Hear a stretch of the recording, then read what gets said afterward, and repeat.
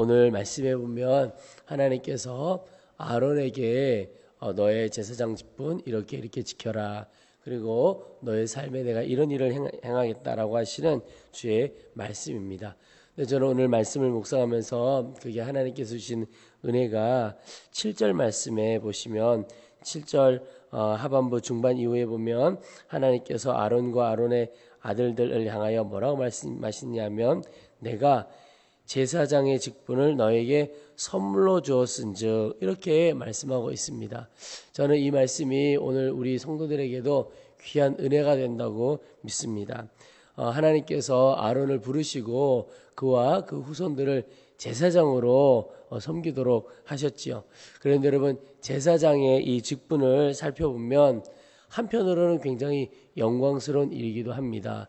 이스라엘 백성들의 죄를 속죄하는 역할을 감당하고 하나님을 제일 앞서서 섬기는 일이 바로 제사장이지요. 그런데 한편으로는 영광스러워 보이지만 다른 한편으로는 엄청난 짐이기도 합니다. 왜냐하면 이스라엘 자손들이 복을 받고 또 저주를 받고 하나님의 징계를 받는 그 사이에 서 있는 자들이기 때문에 그렇습니다. 이게 엄청난 짐입니다.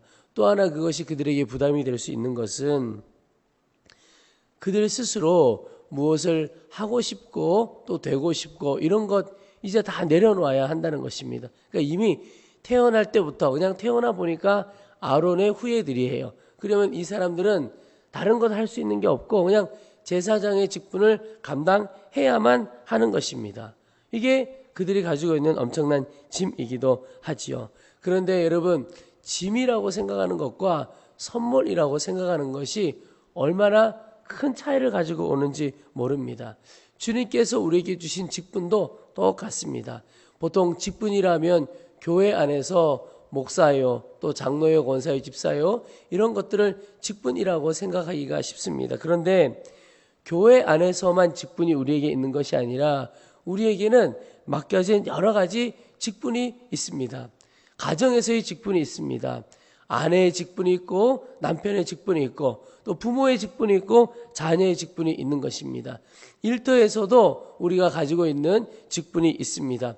여러 가지 맡은 자리가 있다라고 하는 것입니다. 근데 이것은 제사장이 가지고 있었던 것처럼 그 직분이 영광스럽기도 하고 엄청난 짐과 부담이기도 한 것처럼 우리가 가지고 있는 모든 직분들이 어떤 때는 굉장히 영광스러워 보이기도 하고 또 어떤 때는 참 말할 수 없는 짐이기도 합니다. 교회에서 직분뿐만 아니라 가정에서의 직분, 우리 살아가다 보면 자녀를 키우는 부모님들이 또 아내와 남편이 살아가면서 좀 내가 하고 있는 내게 맡겨진 이 직분을 좀 벗어나면 좋겠다 이런 마음을 갖는 분들도 있지요. 근데 여러분 이 부담스럽게 느껴지는 직분 안에서 이것이 어떻게 부담이 되지 않을 수 있을까?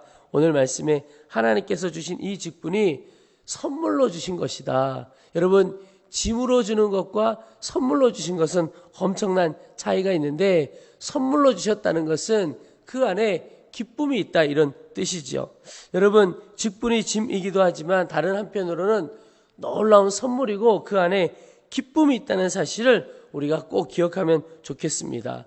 선물이라고 하는 것은 모든 사람에게 그냥 주면 선물이라고 말하기가 어렵습니다. 특별한 사람을 택하여 그에게 주는 것 이것이 바로 선물이죠. 예를 들어 자녀에게 주는 것도 예를 들어 우리 동네 모든 아이들에게 내가 다 똑같이 준다. 선물이라고 할 수는 있겠지만 좀 그 의미가 특별하진 않죠. 그런데 우리 자녀 내 아이에게만 주는 것 이것이 선물이 될 수 있죠. 그것은 그 아이에게 특별한 선택이고 특별한 기쁨이 되는 것입니다. 여러분 똑같이 하나님께서 우리에게 주신 모든 직분은 하나님이 많은 사람들 중에 나를 택하여 불러 나에게만 주신 아주 특별한 선물이라고 하는 것입니다.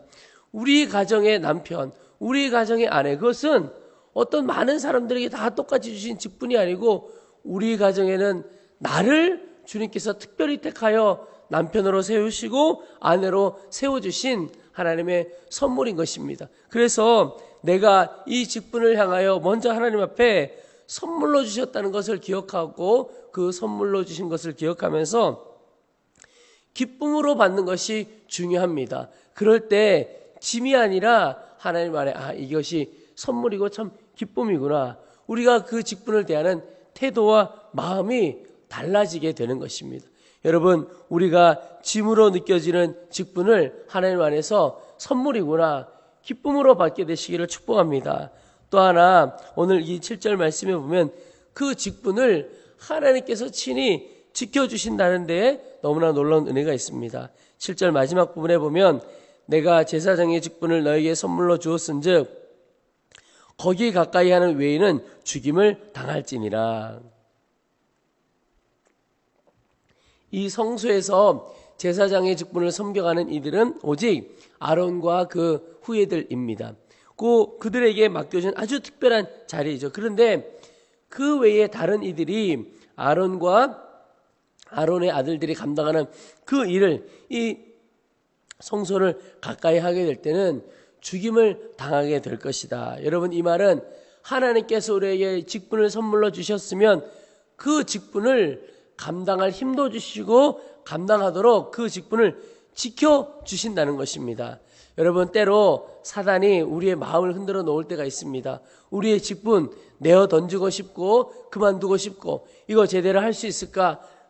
그런 마음의 염려와 근심이 올 때가 있습니다. 그러나 오늘 7절 말씀에 거기 가까이 하는 외인은 죽임을 당할 것이다. 이 말은 하나님께서 우리에게 선물로 주신 그 직분을 하나님께서 친히 다 지켜주신다는 겁니다. 내게 맡기신 직분 주님이 감당할 수 있도록 붙들어 주신다는 것입니다.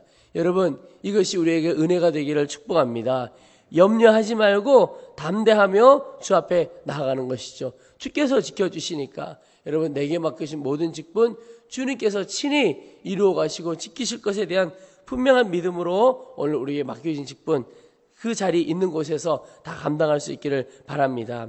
또 하나, 오늘 마지막으로 주신 은혜가 오늘 19절, 20절 말씀입니다. 우리 19절부터 20절까지 보시겠습니다.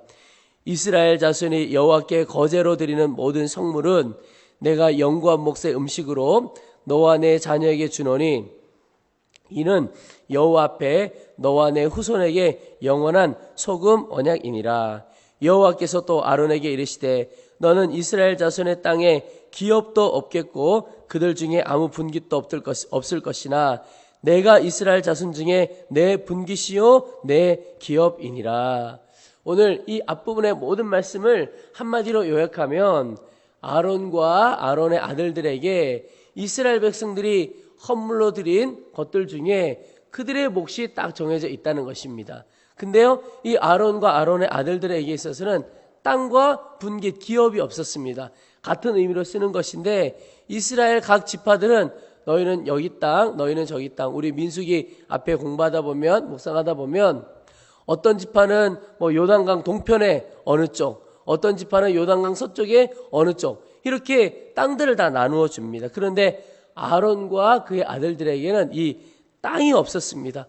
몫이 따로 없었던 거예요. 그런데 그들이 그러면 무엇을 먹고 어디에서 농사하고 어떻게 살아가겠습니까? 그런데 이 아론과 아들들에게는 이스라엘 모든 백성들이 제사할 때 헌물로 드렸던 것 중에 이 아론과 아들들을 위하여 따로 구별하여 하나님께서 그들에게 주셨습니다. 근데 그것을 말씀하시길 하나님께서 이렇게 너희들을 먹을 거 다 따로 마련해 줄 텐데 이 약속을 소금 언약이다 이렇게 말씀하고 있습니다.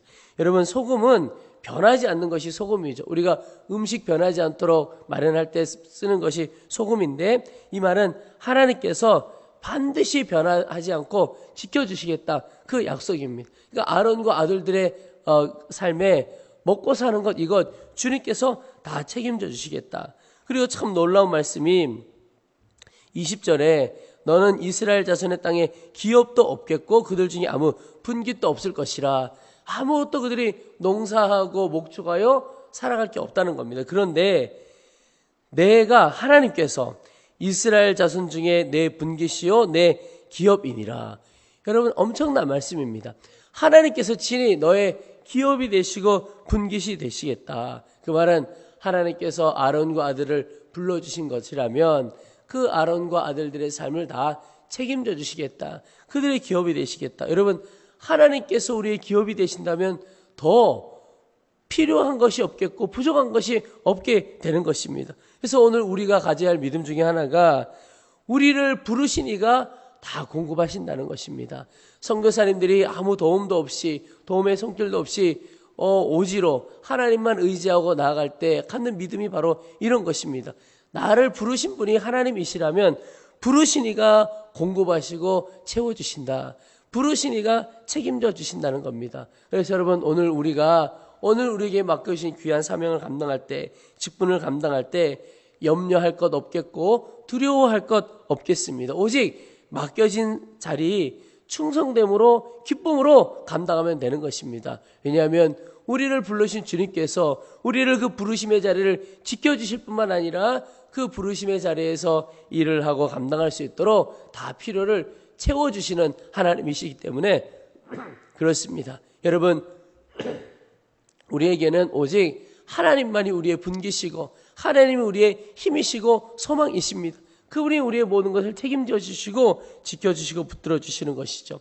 오늘도 그 믿음으로 하나님께서 선물로 주신 직분을 능히 감당하는 하루 되시기를 축복합니다.